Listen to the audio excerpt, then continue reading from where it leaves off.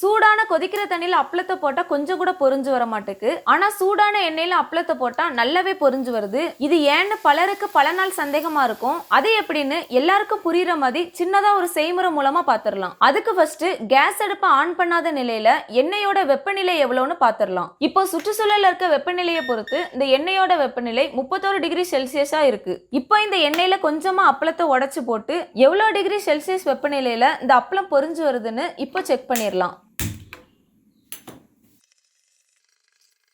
இப்போ இந்த எண்ணெயோட வெப்பநிலை 78 டிகிரி செல்சியஸா உயர்ந்திருக்கு.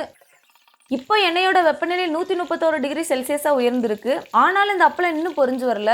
இப்போ எண்ணெயை பார்க்க அப்பளம் பொரிஞ்சு வரக்கூடிய ஸ்டேஜ்ல இருக்கிற மாதிரி இருக்கு. அதனால ஒரு சின்ன அப்பளத்தை போட்டு செக் பண்ணிடலாம். இப்போ பாத்தீங்கன்னா நம்ம நினைச்ச மாதிரியே நல்லாவே பொரிஞ்சு வருது. இப்போ இந்த எண்ணெயோட வெப்பநிலை 186 டிகிரி செல்சியஸ் வெப்பநிலையா இருக்கு. இதுல இருந்து என்ன தெரியுதுன்னா ஒரு அப்பளம் பொரிக்க தேவையான வெப்பநிலை 180 இருந்து 200 டிகிரி செல்சியஸ் வெப்பநிலை போதுமானது. இப்போ எண்ணெயை சூடு பண்ணி செக் பண்ண மாதிரி தண்ணியையும் சூடு பண்ணி அப்பளம் பொரிக்க தேவையான 180 டிகிரி செல்சியஸ் வெப்பநிலை வருதான்னு செக் பண்ணிடலாம். இப்போ 71 டிகிரி செல்சியஸ் வெப்பநிலை வந்திருக்கு.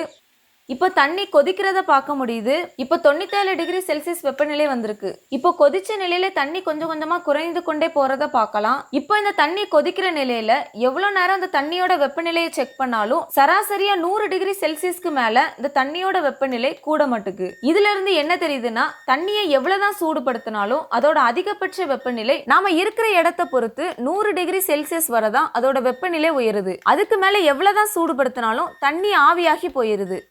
அதனால தான் 100 டிகிரி செல்சியஸ் வெப்பநிலை கொண்ட இந்த தண்ணியில அப்பளத்தை போட்டா பொரிஞ்சு வர மாட்டுக்கு. அதனால ஒரு அப்பளம் பொரிஞ்சு வரும்னா அந்த அப்பளத்துக்கு கொடுக்கக்கூடிய வெப்பம் தான் ரொம்ப முக்கியம். இப்போ இந்த அப்பளத்தை பொரிக்க என்ன தேவையில்ல, வெப்பம் தான் தேவைங்கிறத உறுதிப்படுத்த இந்த மண்ணை 180 டிகிரி செல்சியஸ்க்கு மேல வெப்பப்படுத்தி அப்பளத்தை பொரிச்சு செக் பண்ணிடலாம். இப்போ அடுப்பை ஆன் பண்ணி நல்லா சூடு பண்ணிக்கலாம்.